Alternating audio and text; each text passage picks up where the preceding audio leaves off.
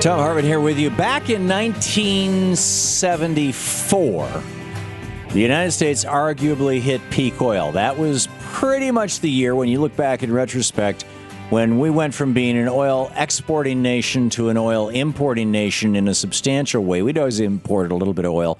We always export a little bit of oil. But that was a real turning point. And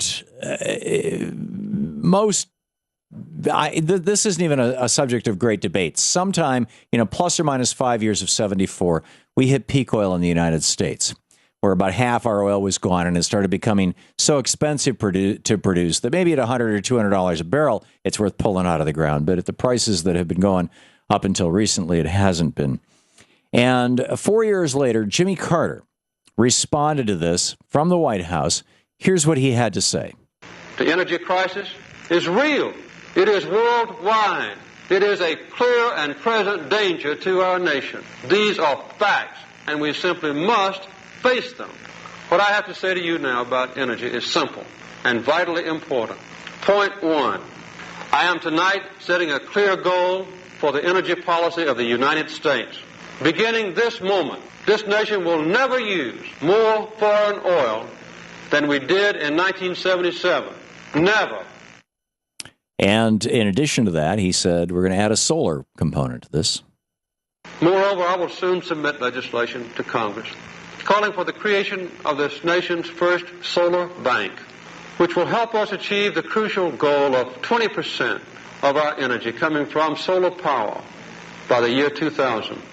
By the year 2000. Rory Cooper's on. He's with the Heritage Foundation, heritage.org, the Director of Communications at Heritage, former senior advisor to the Department of Energy, the George W. Bush administration. Boy, Ronald Reagan sure blew the hell out of that one, didn't he, Rory? I obviously don't think he did, and I don't think that America's looking for a return to Jimmy Carter energy policies either right now. Why not? Well, what you were maintaining was that we were at peak oil in the 70s, which obviously is something that is being debated. Right, 3 decades ago, we had proven world oil reserves of about 645 billion barrels, and today we have about 1.34 trillion barrels of proven oil reserves. When you use technology, it depends on how you define oil. If you're talking about oil that you could pull out of shale, if you're talking about oil that you can drill in very, very dangerous places, arguably. But, the fact of the matter is we're not producing that oil. Well, why aren't we producing the oil? The reason why we're not producing the oil is because the government is getting in the way of oil producers from being able to safely and in environmental friendly and innovative ways be able to pull the oil and actually use it for domestic reasons. Now, why would the government do that? Do you think it could have to do with the tens of thousands of cancer deaths every year that the oil companies don't pay a penny toward? Of kids and adults who die of cancer from tailpipe fumes? Could it have to do with the hundreds of thousands of asthma and asthma deaths every year in the United States? The millions, the billions that it costs us, none of which is paid for by the Koch brothers, none of which is paid for by the big oil funders of Heritage and all these other right-wing think tanks, none of which is paid for by ExxonMobil, the most profitable corporation in the history of the world that last year paid absolutely no income taxes in the United States? Yeah, well, the 710,000 dues-paying members of the Heritage Foundation actually do think that we need to at least go into, at the very least, be exploring in the areas that have been politically acceptable on both sides of the aisle for decades, which President Obama has been shutting off for the last 2 years, which is in the Gulf of Mexico, where these rigs are not drilling. They're just going a few miles into Mexican waters and then selling it. We're buying it right back from our partners across the border.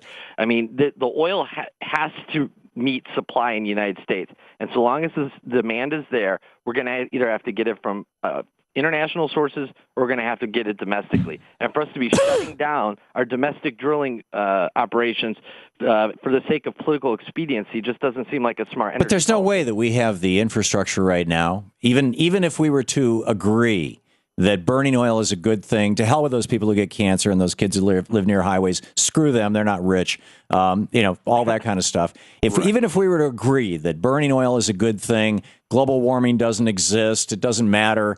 Even if we were to agree on that, even if we were to agree that the oil companies should never pay for the externalities, and therefore, unlike Denmark that charges $10 a gallon for gasoline and they use that money to pay for the oil-caused diseases, we should continue to charge $3 or $4 a gallon for gasoline. even if we ignore the fact that we're spending $3 a gallon in gasoline on our military all around the world that we're paying out of our taxes, and we were to agree that drilling for oil is a good thing. Even if all of that were the case, we couldn't do it right now. We still have to buy it from Saudi Arabia. What do you love about the Saudis? Well, you've just made my point, Tom. Of course, I reject the premise that millions of children are dying because cars are driving. I didn't say millions. I said tens of thousands. Okay, well, and I can back that up. Regardless, you made my point. We are importing oil because we're shutting down domestic operations. We're shutting down domestic operations that were alive and kicking just 2 years ago. And we're not replacing them with renewable energy. Rory, you can, when Louise and I moved to... How much renewable energy actually powers a vehicle in the United States? Well, that's the disaster, Rory. We're giving $3 billion a year in subsidies to your buddies, the oil company. How much in subsidies are we giving, and have we been giving since Jimmy Carter made that declaration to the oil companies? Tom, that's a great question. I'd love to end all subsidies for all energy companies. Yeah. But right now, solar and wind... Talk is cheap, but your buddies in the Republican Congress yesterday just voted by, on a straight party line vote, over 200 of them voted to continue $3 billion a year to the oil industry that buys and sells politicians. Tom, that was the right thing to do, because right now, when you're just selectively ending one subsidy, you're effectively having a tax increase on the one industry that's producing fossil fuels that can actually drive the vehicles that we're driving. Well, why don't we stop the tax increases then on poor people in America, Rory? Which, since you're saying if you cut subsidies to people, that's a tax increase.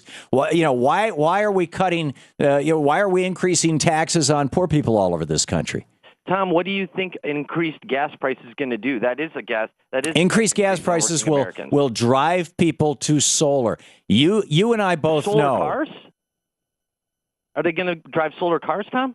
Solar energy, wind energy, biomass energy, biofuel. What cars are they going to drive? Well, I would like to see them driving hybrids and electric cars. You're saying that the poor families that you're worried about should go buy a $40,000 Chevy Volt? I'm saying that if there was enough demand and there were subsidies from the government like there are for the oil industries, the Chevy Volt would be a $10,000 car. That's what's happening in China right now, and you know it. But look at Tom, that the facts don't back that up. Solar and wind is the most subsidized industry in America, and yet not compared to oil. Not compared to oil. It absolutely is. It's $23 per megawatt for a solar and wind subsidy. For a total of how many dollars, Rory? How many dollars? Excuse me? How many dollars?